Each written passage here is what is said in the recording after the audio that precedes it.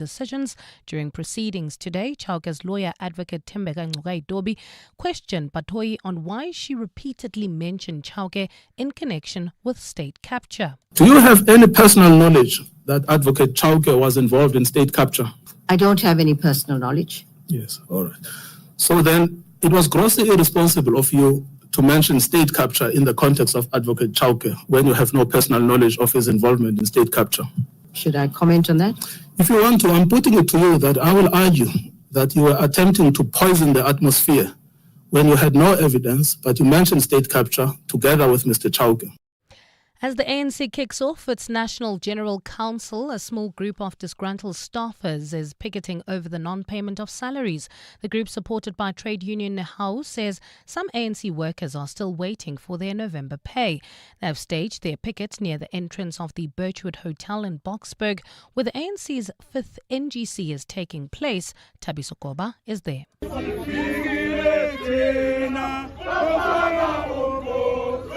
At a media briefing yesterday, ANC Secretary General Fikile Mbalula said salaries for the party's junior staffers have been paid. Issues of non-payment of staff have been attended to and have been resolved. However, today's picket includes many of the ANC's junior staffers, from photographers, admin and security staff. Spokesperson for the workers, Dan Seminya, says the late non-payment of staff salaries is a persistent problem in the ANC. It cannot be correct that the ANC as a caring movement is not able to care for its staff internally before it starts to deliver services to society in general. The ANC says the picketing workers will be addressed by its leadership. Thabiso Koba, Eyewitness News, Boksburg. An investigation is underway into a murder-suicide incident which left two police officers dead in Limpopo. It's understood a male officer shot and killed his female colleague and later turned the gun on himself during an argument. Police suspect a domestic-related challenge as a possible cause. The incident comes as the country continues to mark 16 days of activism for no violence against women and children. Meanwhile, anti-gender-based violence organization Abundance and Light has intensified efforts to help raise awareness to help fight GBV. This weekend, the group embarked on a walk in honor of victims and survivors of violence in Guatemala and Ekurhuleni. Founder Hotatso Khatebe says there is more urgency to do advocacy work now that gender-based violence has been declared a national disaster. Us who are alive are able to remember them, and with remembering them, we are able to work on bringing awareness within the community of how our brothers and sisters have passed on in the hands of gender-based violence. To this now, 2 suspects have been arrested in connection with the shooting in which 2 children and a man were wounded in Klootzeville in Stellenbosch.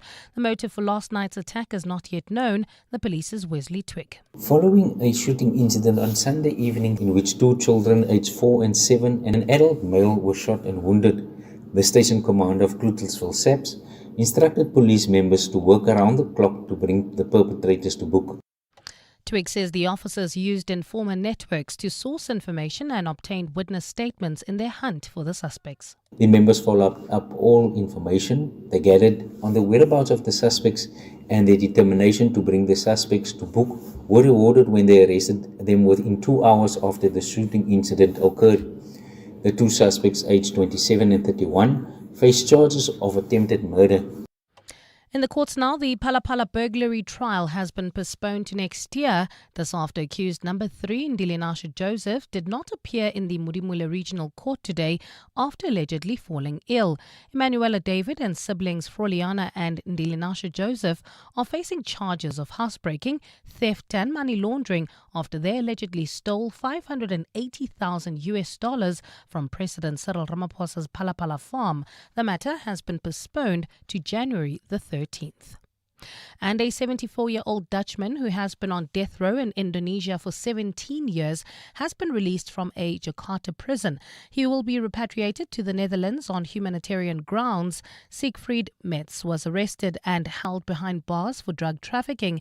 He was sentenced to death in 2008 for smuggling 600,000 ecstasy pills into Indonesia.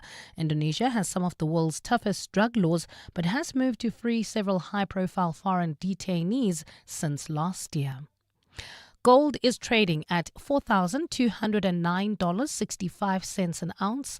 The rand is at 16.98 to the dollar, 22.61 to the pound, 19.78 to the euro, and Brent crude oil is at $63.75 a barrel.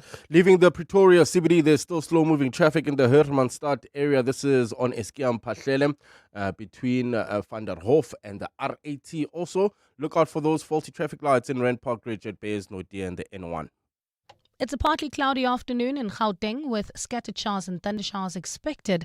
Temperatures have peaked at highs of between 26 and 28 degrees, while Cape Town is fine with a fresh southeasterly wind at a high of 28 degrees. The top story in EWN this hour: lawyers for Joburg Director of Public Prosecutions Andrew Chauke have accused NPA boss Shamila Batoyi of poisoning the atmosphere of Chauke's inquiry. EWN, in touch, in tune and independent. For the latest, visit ewn.co.za or download the EWN app. You're with Mandy Wiener on 702. Let's walk the talk. Streaming on the Prime Media Plus app. DSTV channel 856, 92.7 and 106 FM. The Midday Report with Mandy Wiener on 702 and Cape Talk is brought to you by Nedbank Commercial Banking. Think bigger, think Nedbank Commercial Banking. On the show today, the ANC begins its National General Council. The National Police Commissioner visits the site of two big shootings over the weekend. Shamila Batoyi is cross-examined at the Andrew Chauke inquiry. We'll tell you about the most Googled words in South Africa this year, and we'll wrap up the weekend sport. All of that over the next hour. The Midday Report with Mandy Wiener. Streaming on the Prime Media Plus app, DSTV channel 856, 92.7 and 106 FM. Good afternoon. Welcome to the Midday Report on 702 and Cape Talk with me, Mandy Wiener. Good to be back with you. I took a few days off to have eye surgery. So if you're watching on YouTube and now you're all going to go look because you're curious, there's a reason that I look a bit black and blue. It's not that bad. It's not worth making the effort to go and have a look. But if you are watching on YouTube, that explains what's going on over there. But thank you to Monge Zikoko and Jane Dutton for standing in for me last week. And hey, we are again an award-winning radio show. So if you can indulge me for a minute, and just a quick thank you. The Midday Report won the Best News and Actuality Show at the Telkom Radio Awards on Saturday night. And a big thank you to Palesa Mabuye, who is the technical producer of this show. She doesn't just push the buttons. She does so much more. She keeps me sane. She makes me laugh every day. She is also the ultimate professional. There's a reason that it sounds so slick and everything works so well on this show. And then also to Nokubonga Klatshwayo, who is the producer of the show. She puts together the show every single day. She listens to all of your WhatsApp voice notes. So Noko, thank you very much. And thank you to all of you. I have to tell you, our entry this year included a lot of your voice notes, and we keep the voice notes, the funny ones, the clever ones, the cynical ones, all of them. And we used a lot of WhatsApp voice notes, and we're giving away. There we go. Thank you. That's Vanessa surprising me. So thank you to all of you for sending through those WhatsApp voice notes, because you make the show what it is every single day. And well done to Rela Bugile and her team as well, winning the best talk show. It's fabulous to be on this platform on 702 and Cape Talk. So thank you to all of you for choosing to join us every single day as we try and give you your lunchbox of news and information. The Midday Report with Mandy Wiener. Winner of the Best News and Actuality Show at the Telkom Radio Awards. We even have imaging. How cool is that? Okay, so let's get into the news of the day. Sure, it was a busy news weekend. Even though I was convalescing last week, I was just consumed by how much news was going on. Of course, there were a number of big events at the weekend. The Salisbury shooting, very, very concerning. And then, of course, something that I've been following very closely is the former EMPD officer Marius van der Merwe's assassination on Friday night. We'll speak about both of those two stories because the National Police Commissioner, is visiting the sites of both of those two events. But let's start with the ANC's National General Council, which begins today. Remember, this happens between conferences. It's very important from an ANC policy point of view, which of course also has an impact on the national policy of South Africa. And I think there's also going to be a big focus on succession. Even though it's not actually discussed at the NGC, it's always there. It's always lurking in the background of an ANC conference, and who is going to succeed Cyril Ramaphosa. Speaking of which, Ramaphosa is at the podium at the moment at Birchwood. Let's take a listen in to what he is saying on the first day of the ANC's NGC.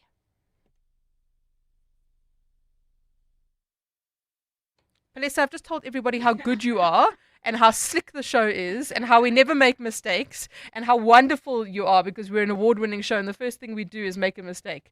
Can we play the people, the president? The ANC has continued to execute its agenda for nation building and fundamental social and economic transformation, albeit under difficult conditions. We have stood firm against resistance campaigns mounted by right-wing forces and have not retreated from progressive domestic and foreign policy positions.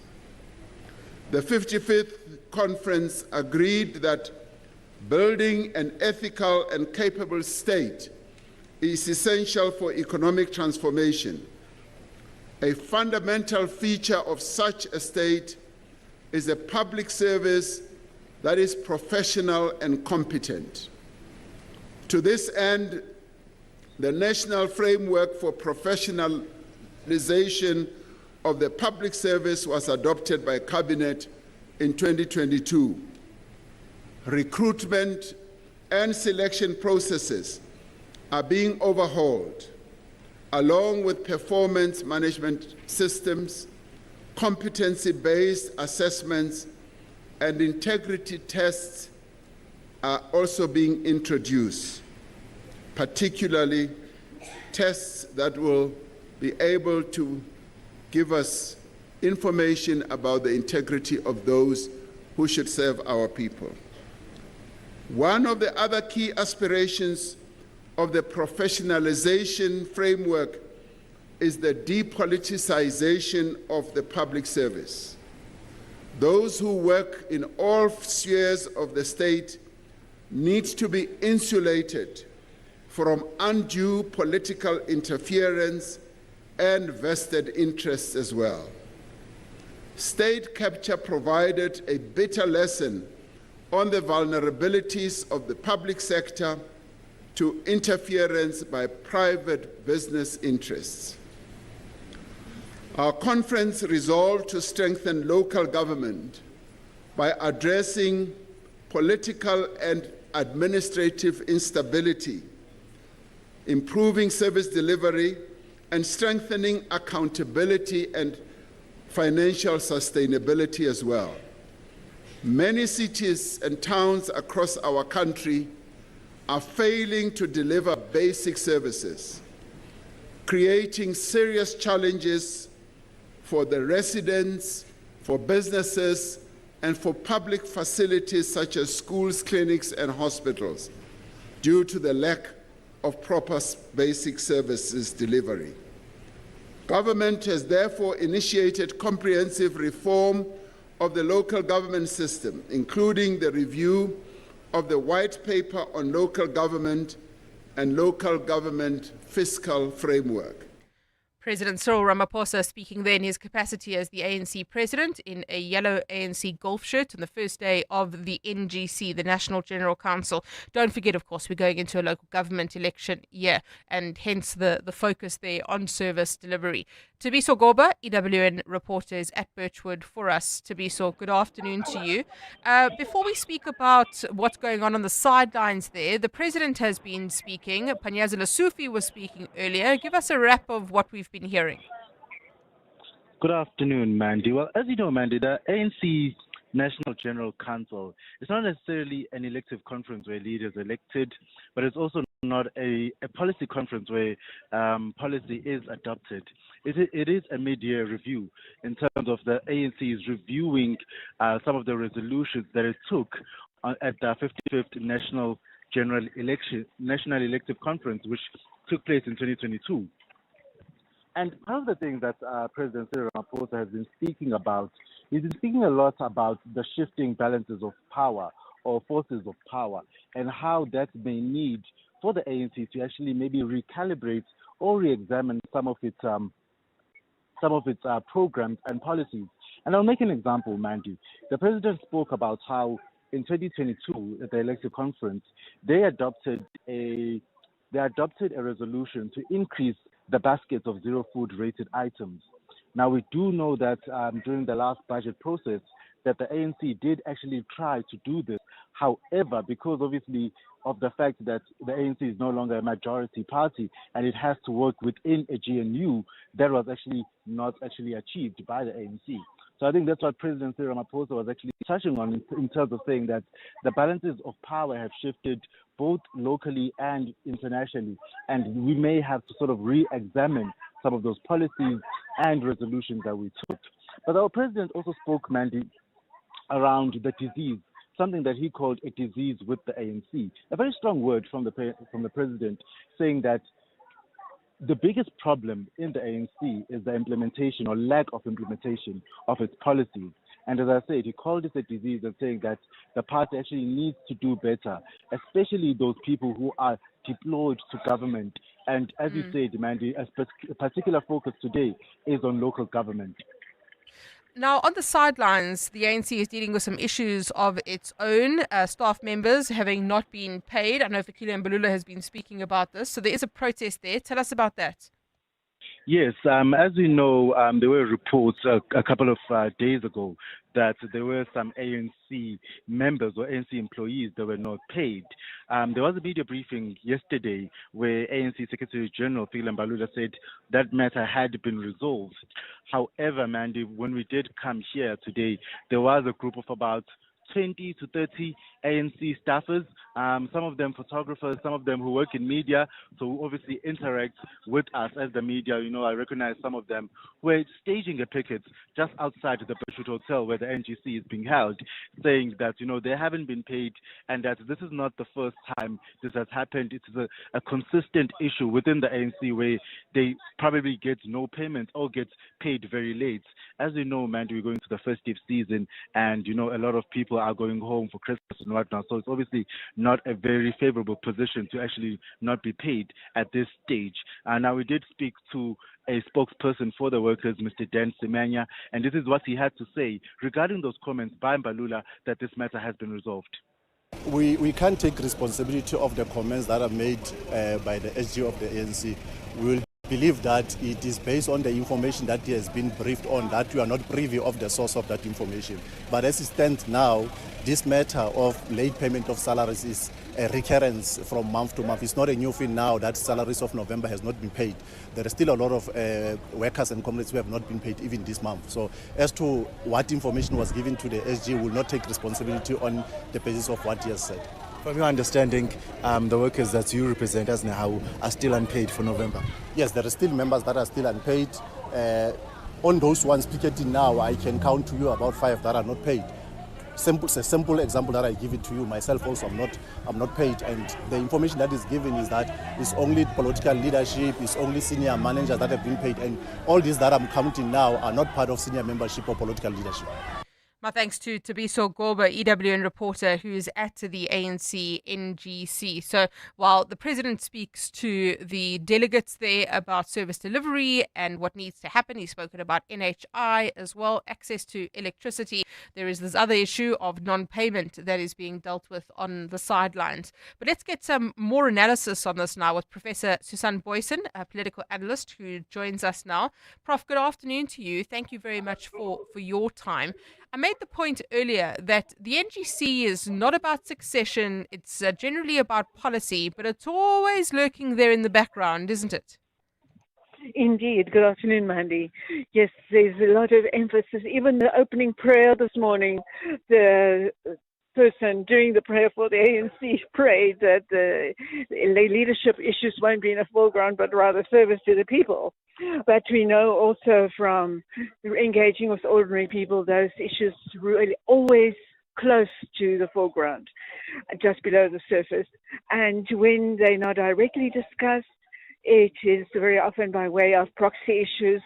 We see probably proxy issues currently. We still are. Radical economic transformation, another term for Cyril Ramaphosa, not some people not wanting him as president.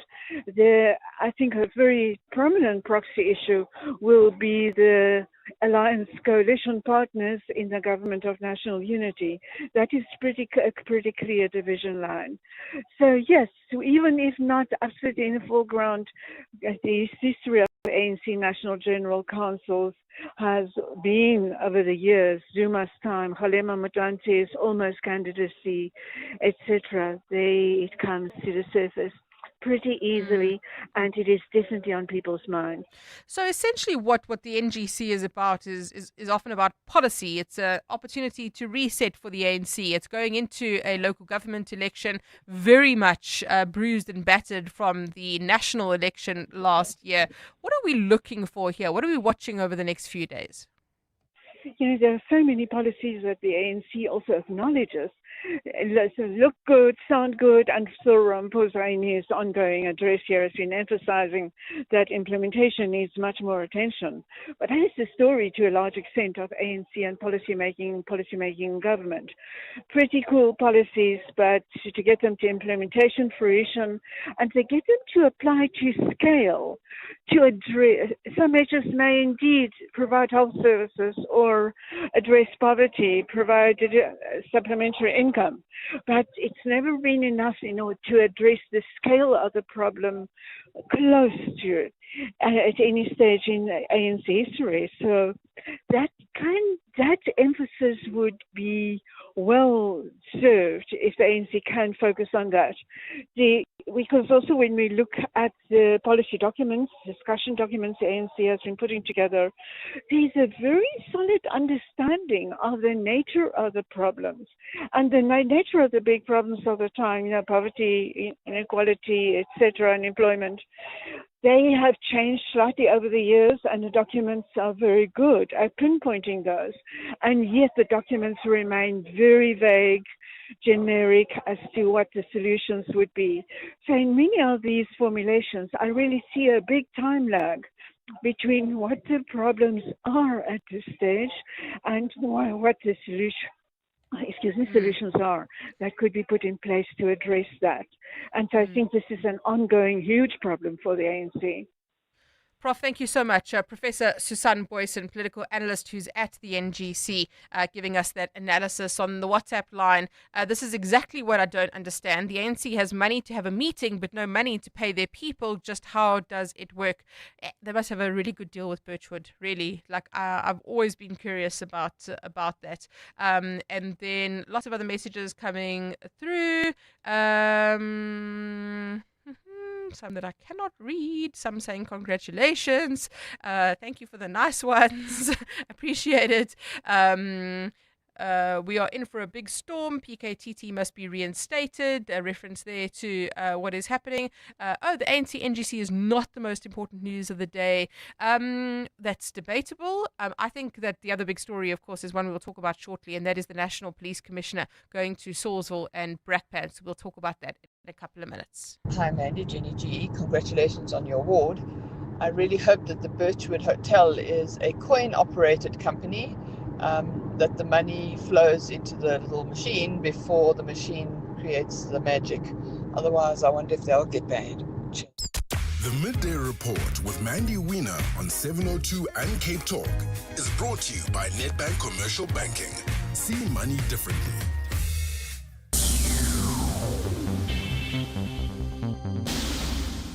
Real growth needs more than just banking, and Nedbank Commercial Banking is your growth partner. Their team of industry experts understand your business and its potential, offering insight to help you see opportunity where others see obstacles. Because when you can see what others don't, you can do what others can't. Think bigger. Think Nedbank Commercial Banking. See money differently. Nedbank is a licensed FSP and registered credit provider.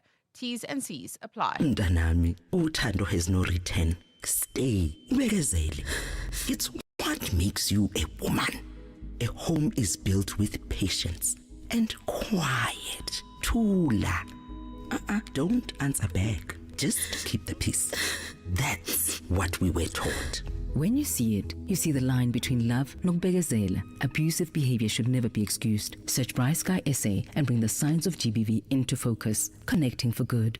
Vodacom. The Outsurance pointsmen know that every car on the road carries a story. Like the lady who forgot to buy a secret Santa gift for tomorrow's office party. She remembers that she can re-gift that thingy-mabob she got for her birthday. Yes! The Outsurance pointsmen know it's not just a car in traffic. It's a last-minute plan on the move. Happy holidays to every story on the road. You're the reason the Outsurance pointsmen have been doing what they do since 2005. In proud partnership with 702. Outsurance is a licensed insurer and FSP.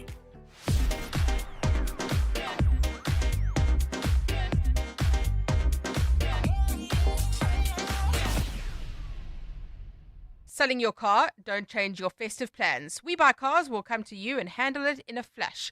Simply complete the form on webuycars.co.za to get your offer. Gifting yourself a new ride? Visit WeBuyCars online or at any branch to find the car on your wish list. WeBuyCars, the easiest way to buy or sell your car. 702. 702. Mandy Wiener. Weekdays, 12 to 1 p.m. 12:28 on the Midday Report with me, Mandy Wiener. The National Director of Public Prosecution interviews have been scheduled for this week. So that's one story we're looking at, the fact that Menzi Simelane is still in the running. Freedom Under Law is opposing that. The current National Director of Public Prosecutions is currently under cross-examination at the inquiry into Andrew Chauke's fitness to hold office. Khomotso Modise, EWN reporter, is there for us. Khomotso, good afternoon to you. Tell us about what kind of cross-examination Shamila Batoy has been facing. Good afternoon, Mandy. Well, Shamila Batoy has been cross-examined by Advocate Tembeka Ngcukaitobi, who's representing Andrew Chauke in this inquiry. And really, it's around, how she came up with her complaint, but also the terms of reference of this Commission of Inquiry. You'll remember that Batoy is the main complainant in this matter, where she had approached the president with her complaint for an inquiry into Chauke's fitness to hold office. And it was based on two cases. The first one, of course, is the investigation into Johan Boyson, the former Hawks head in KZN, and the racketeering charges, as well as that Cato Manor unit. And then the second one is the murder charges against Richard Mdluli, former crime intelligence boss. But there's been really interesting details coming out of the cross-examination here today.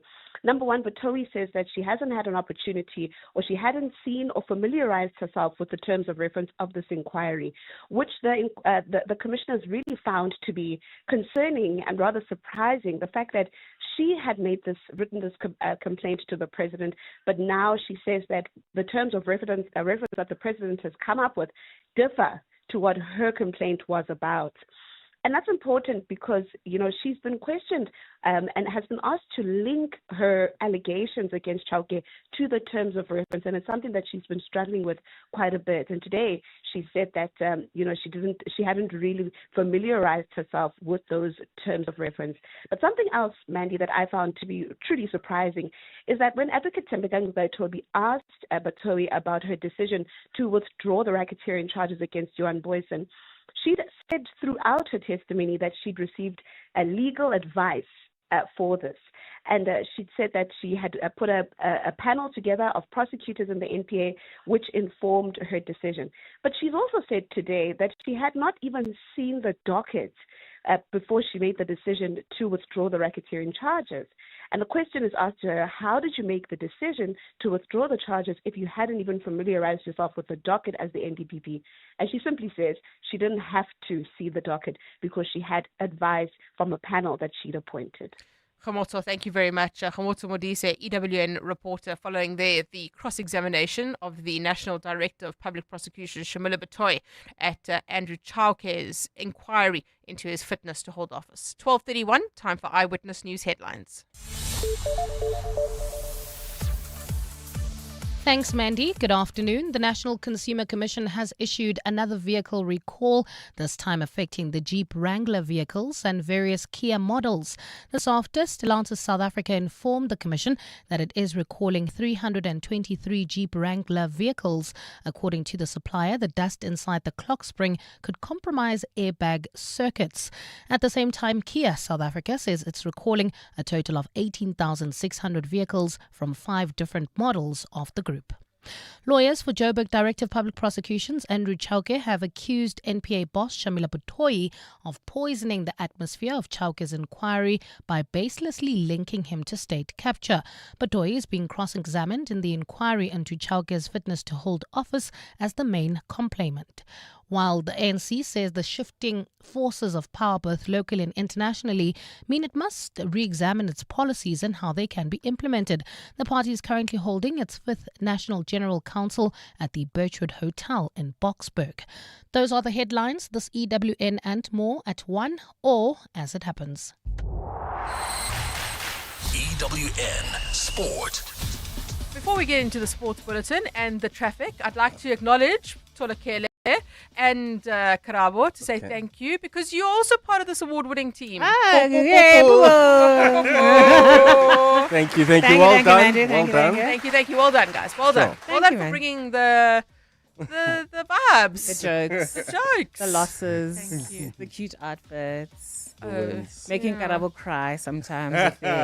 That's what we really provide. I'm not crying today. I'm not crying today. We won. We're the champions, black label champions. I'm sure it's in your headlines. Good afternoon. I'm Tolageli Mganga. The Proteas take on India tomorrow in the first of 5 T20s, having lost the ODI series. It'll be the first games under coach Shukri Conrad for David Miller, and he's discussed how he's settling in. I've dealt with Shukri, very briefly in the past. It was that just as it was one-off series against England a couple of years ago in South Africa, where he was the interim coach for that series, and then a couple A-side games in the past, quite a few years ago. So not a lot of dealing with Shukri, but obviously over the years you always see each other, and we get on really well, and it's he's done superbly well. So it's good to be on the train. Mo Salah says he feels he's being pushed out of Liverpool, having been left on the bench for a 3rd game in a row as they drew 3-3 with Leeds in the Premier League. Speaking to Norwegian media, the forward confirmed that his relationship with coach Arne Slot has deteriorated and that he's being scapegoated for their poor start to the season. We don't have any relationship. I don't know why. It seems to me, how I see it, it's someone doesn't want to be in the club. It's not acceptable for me, to be fair. I don't know why that's happening always to me. I don't get it. I don't think I'm the problem. I have done so much for this club. I'm very disappointed. I'm very, very disappointed, to be fair. I have done so much for this club. Everybody can see that during the years, and especially last season. At the Cape Town Sevens, the Springbok Sevens successfully defended their title, having edged Argentina 21-19 in a hard-fought final. While in Formula One, Lando Norris won his first Drivers' Championship, having secured the 3rd place that he needed in the season-ending Abu Dhabi Grand Prix. Tolageli Mganga, Eyewitness News Sport. EWN Traffic. Well, at this stage, if you're leaving the Pretoria CBD, we still have slow-moving traffic in Hermanstad on Eskiam Pahlele. This is between Van der Hof and the R80. Otherwise, I must say the rest of Gauteng not looking too bad. No serious accidents have been reported. Just look out, there's a slow-moving traffic. This is heading into Bedfordview on the R24 westbound between Edenvale Road and the Kilulis interchange. Traffic also a bit sluggish in the Kempton Park area. This is on Pretoria Road between Plain and CR Swart. And if you are leaving the Joburg CBD, expect some delays on the Main Reef Road. This is between Anderson and the M2. If you come across any other traffic issues, please WhatsApp us on 072-702-1702. There's more EWN on air, online, and on the EWN app. Hi, I'm Pete Goffwood, Food Forward SA brand ambassador. No one should go hungry, especially over the festive season. Yet in South Africa, millions of people face food insecurity every day. This festive season, Food Forward SA is raising funds to distribute 5,000 festive food boxes, which will provide 25 million meals to families in need. For just 500 Rand, you can spread the love by sponsoring a festive food box packed with nutritious food. To donate, visit foodforwardsa.org today. At Auto & General, we understand your business is built on more than just vehicles. It's your stock, tools and equipment, and the premises where you work. Auto & General Business Insurance is designed for businesses like yours, protecting your assets against fire, theft, storms, and other unexpected events. To protect your livelihood, visit autogen.co.za and get an obligation-free business insurance quote. Auto & General, never not there. Auto & General is a licensed non-life insurer and FSP. T's and C's online. The crazy store's got deals galore and everything you need. From tinsel presents, wrapping, and a star for your Christmas tree. We've got all sorts of games and sports, many toys to buy. Stationery, arts and crafts, come on and don't be shy. No need to panic shop, we're your one-stop Christmas spot. Your table will be dressed and you will not be stressed. When Christmas Eve is here, you'll want to sing and cheer. I got everything at the crazy store and I can't wait for next year. Hey, you never know what you might find this Christmas.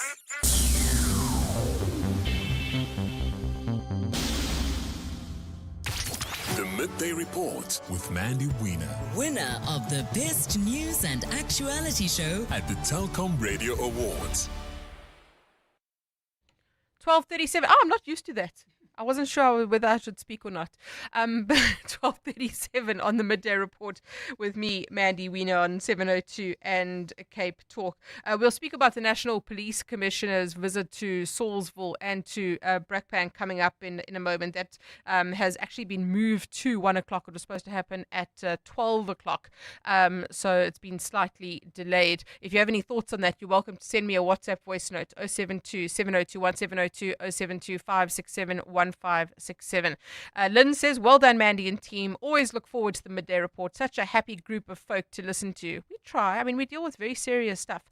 Keith, you are such an important part of this show. We read messages from you every week.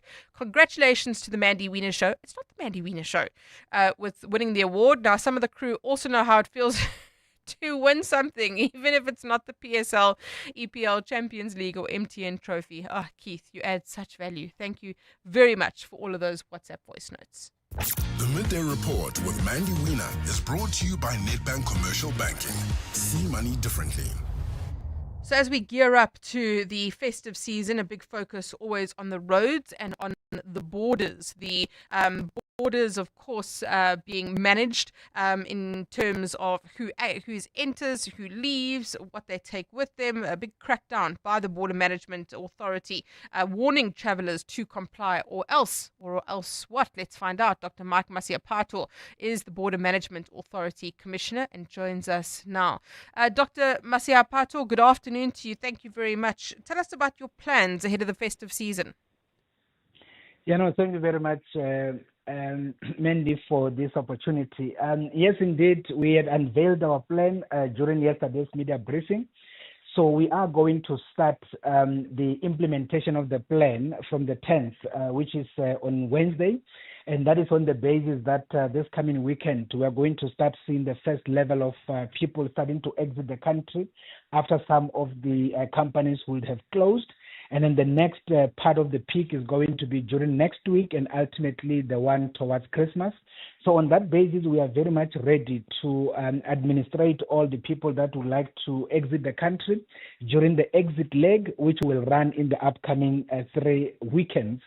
So on that basis, we are very much ready on that. And of course, we are also going to be ready to handle the return.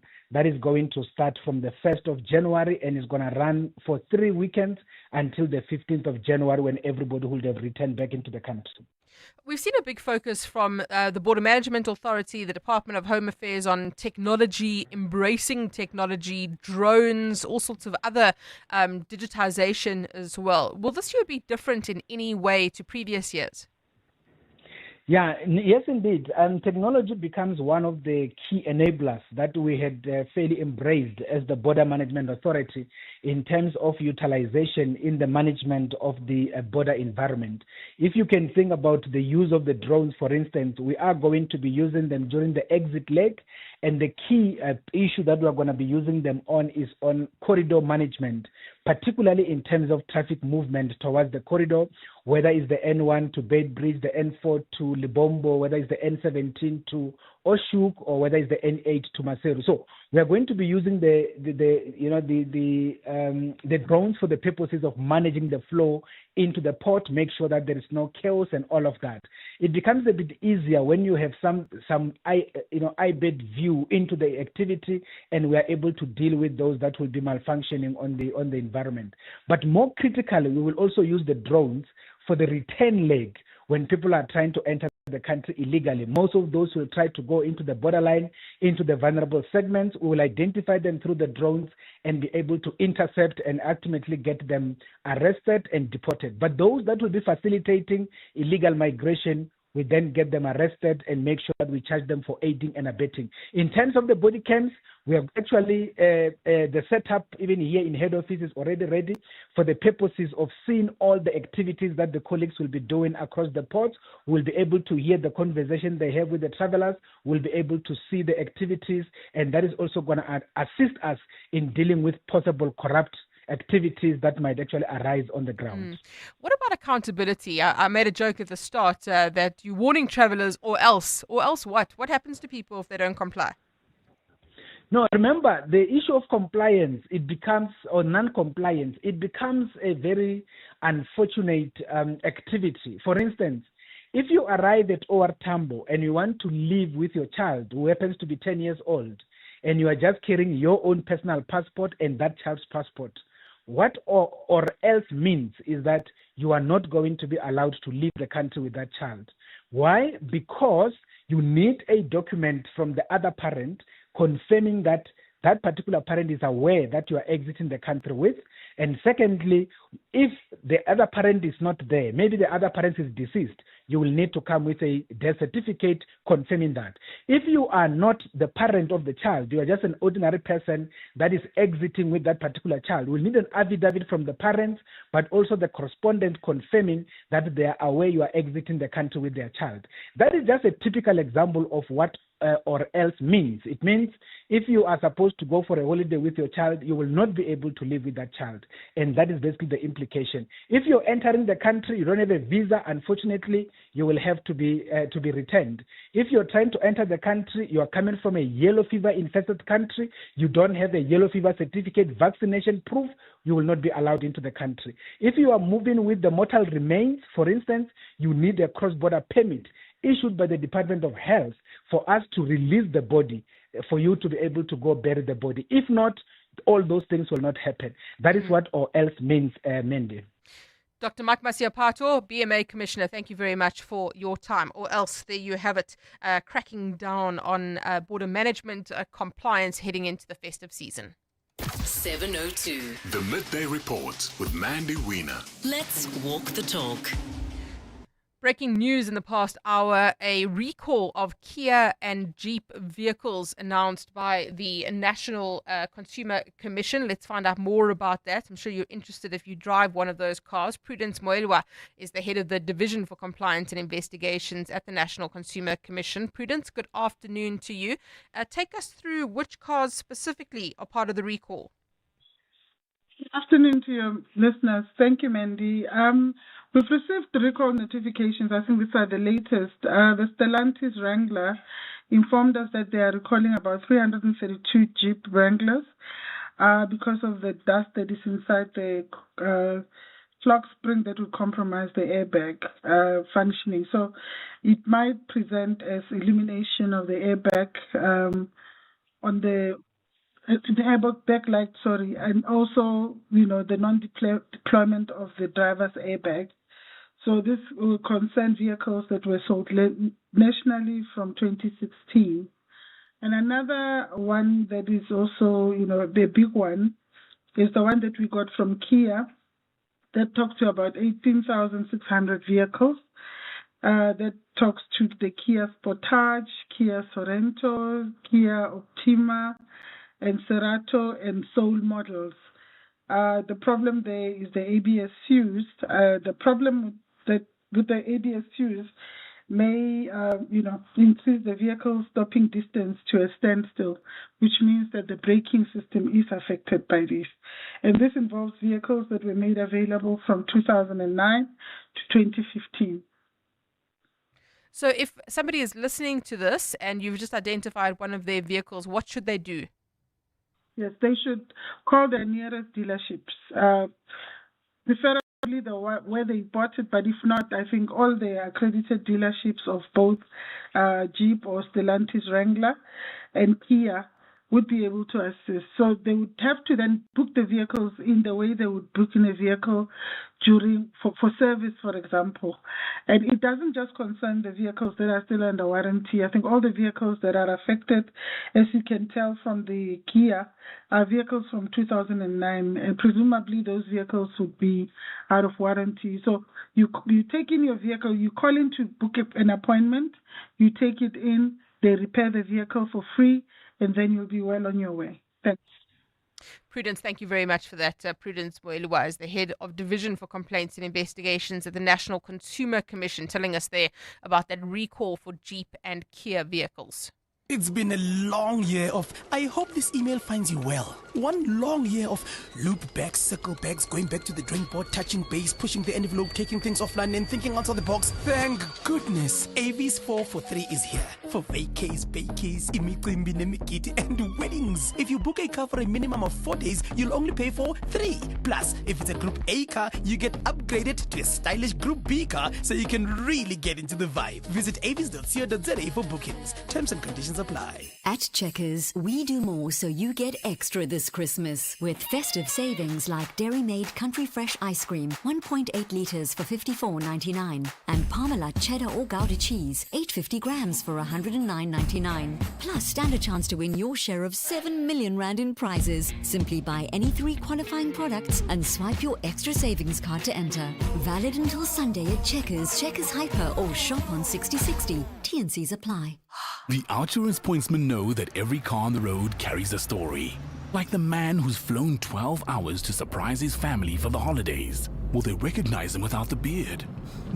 The Outsurance pointsmen know it's not just a car in traffic. It's a family reunion on the move. Happy holidays to every story on the road. You're the reason the Outsurance pointsmen have been doing what they do since 2005. In proud partnership with 702. Outsurance is a licensed insurer and FSP. And now, it's back to Mandy Wiener on the Midday Report. This is 702. Let's walk the talk. 12:48 on the Midday Report. I've been telling you about the National Police Commissioner heading to 2 venues today. The one is in Salisbury, where we saw that shooting over the weekend, 12 people being killed there, that death toll rising to 12 following that tavern shooting, and then also going to Brakpan to the scene of the murder of the former EMPD officer Marius van der Merwe. Alpha Ramashwana, EWN reporter, looking ahead to both those visits. Alpha, good afternoon to you. What are we expecting there today? Good afternoon, Mandy. The National Police Commissioner, Fanny Masemola, as I understand, is currently making his way to Salisbury, which is where I am in Pretoria West right now, where that fatal shooting happened at 4 a.m. on Saturday at a tavern, at a hostel in Salisbury. He is expected to give us details about the developments that have happened. We understand that there have been some developments in the investigation in this mass shooting where 12 people were killed and a total of 25 people were shot. So we're going to be getting an update from the National Police Commissioner, Fanny Masemola. But Mandy, I'm standing in front of this tavern where the shooting happened. Just next door is where the owner of the tavern lives. So on the other hand is the home, on the other hand is the tavern. And it's understood, according to community members, that the shooters started at the tavern and went next door where she lived and shot everyone, including the 3-year-old child, the 12-year-old child, and the 16-year-old child who had been sleeping at her home. So it just shows you how ruthless these people were. So we are expecting those announcements and announcement of developments from the National Police Commissioner today. Alpha, thank you very much. Alpha Ramashwana, EWN reporter in Salisbury. I think that's going to be a big focus of the afternoon today. The Midday Report with Mandy Wiener. Winner of the Best News and Actuality Show at the Telkom Radio Awards. 12:50 on the award-winning Midday Report on 702 and Cape Talk. What do you think was the most Googled word in South Africa in 2025? I took a moment to think about this, and let me tell you, the answer is not what I thought it would be. So let me just give you the very top word. Think about it for a minute. Okay, so the most Googled search in South Africa is Timu. The second is General Mkhwanazi. Now, I thought General Mkhwanazi would have been first, actually. So I was quite surprised to hear it was Timu. Sia Marikane is the spokesperson for Google and joins us now. Sia, good afternoon to you. Thank you very much for your time. So you actually do a Google Year in Search report, and it tells us what South Africans are searching. Hi, good afternoon, Mandy, and good afternoon to your listeners as well. Yeah, great to be on the show today. The year in search, we do it every year towards the end of the year, basically pulling data using a trend search tool, which is a publicly available tool. Basically pull that information do no scientific work on it, literally pull exactly what's the most searched and rank it right up to number 10, and then we distribute that list really just as a way to reflect about the year that's been in South Africa. And yeah, that's why we do it. We are starting to see some themes emerging. So AI is a theme that comes through strongly in some of those searches. Also online gambling, online betting. Yeah, exactly. And these are all the issues. If you look closely at the news sort of cycle throughout the year, you would have known that, you would have noticed that that's exactly what it is. AI has been a topical issue, but South Africans have been searching not just obviously those two terms, but their searches are becoming so much more wide-ranging. But when you do hone it in, you then find out that obviously shopping is still a topic as well. It's not a topic, a category that's well searched, but AI as a topic, and then also things like the entertainment pool of stuff. So whether you're talking about the latest music, whether you're talking about the movies, whether you're talking about the arts, that's still also very much topical. But yeah, it is wide ranging, and it's obviously with our new tools and AI becoming more sort of detailed. So people are no longer just searching for the simple terms. They are also wanting to find out the meaning behind terms, getting a bit more details around what they are looking for. So that's what's now starting to come out across. And then, of course, South Africans love the news. I mean, I'm biased completely, but it's interesting to see two of the top 10 searches. General Mkhwanazi comes in second, and then at number 8 is Hangwani Maumela. Also, of course, related to Tembisa Hospital and corruption there. Yeah. Yes, 100%. It's like this list is really a true reflection of the users. As I said, we just pull it from the data point, and it's a mix this year. Actually, before it was more user, I'd have to say, because this year you see a lot of shopping and a lot of, product-driven information that they're looking for. For example, at number 9, they have the Fly SA Fair tickets, which is always a crazy time when it does come out, that special. And so people are always trying to find out how do they get access to that special. Similar to something like the iPhone, which is at number 7, and in terms of top searches, you would know that people really like their iPhone, and this year there was a new launch. In other years, you wouldn't have seen it on that list because maybe there wasn't so much excitement as this. So really a reflection of exactly what people are searching out there. Sia, thank you so much. Sia Marikane, spokesperson for Google, taking us through the Google Year in Search report for 2025. So let me give you that top 10 list. Timu, that's what you people are searching on Google. General Mkhwanazi, Earth Day. What is that about? Why are we searching Earth Day? I don't know why. Maybe you can tell me why we're searching Earth Day. ChatGPT free, Google Gemini, UNISA registration, iPhone 17 Pro Max, Hangwani Maumela, Humanize AI, and Fly Sapphire 11 Rand tickets. That's what people are searching on Google in South Africa. Sports Wrap on 702 and Cape Talk. Sure, what a busy weekend of sport. I don't know about you, but I spent a lot of time watching TV, the Ashes, the women and the men's Proteas, the Blitzbokke in fine form, so emotional. And then, of course, the F1. So lots to talk about. Mwande Mateza, EWN sports reporter, joining us. Mwande, let's start with the Blitzbokke, because I thought that was for many the highlight of the weekend. Yeah, absolutely. Good afternoon, Mandy. And I think like the senior or main Springbok side, they also put your emotions through it sometimes. There was a point in the final where it looked like, yeah, no, this is Argentina's game when they were leading 19 points to 7 in the second half. And then, nail-biting victory at the end, pulled it off when it mattered the most. And they were the first side to win back-to-back Cape Town Sevens titles since the inception in 2015. So, yeah, fantastic. And hopefully they can keep this up going into the year next year.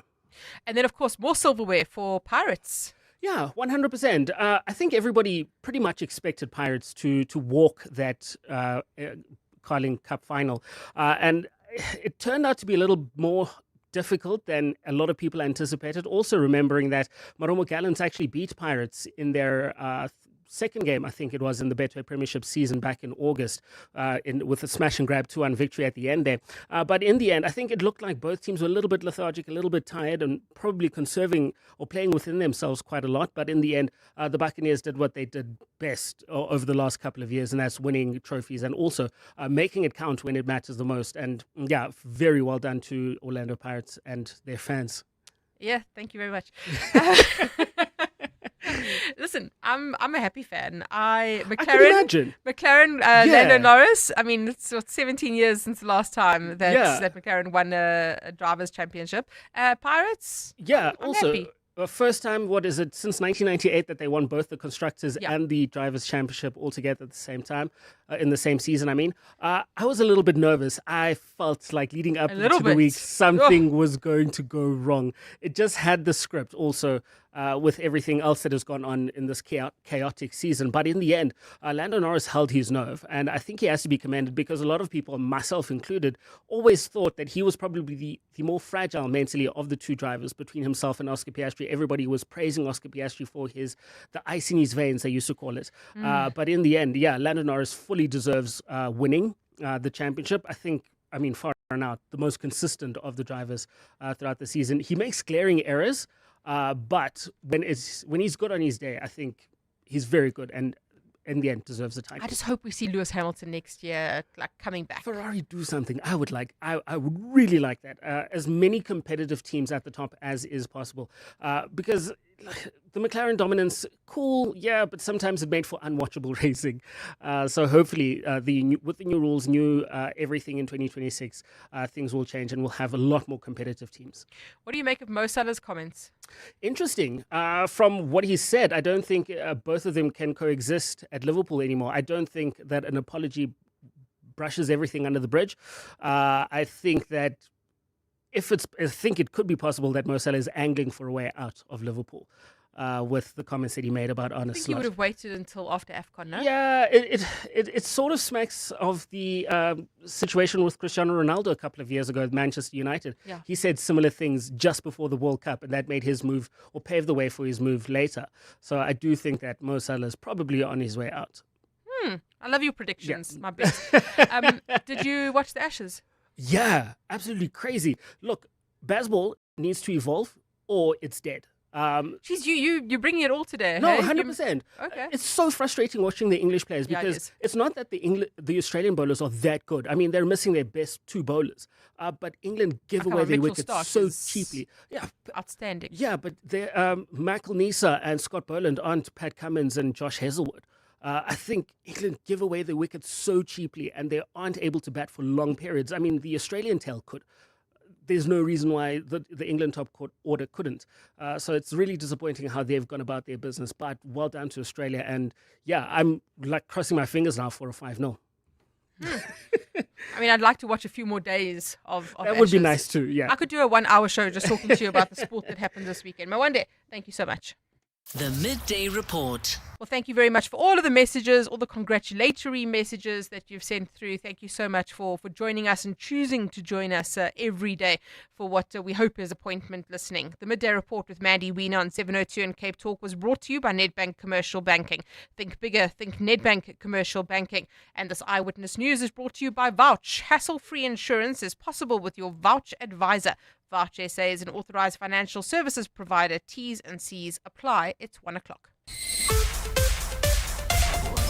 This is EWN. The NCC issues a recall for some Jeep and Kia models, and Freedom Under Law objects to the nomination of Menzi Simelane.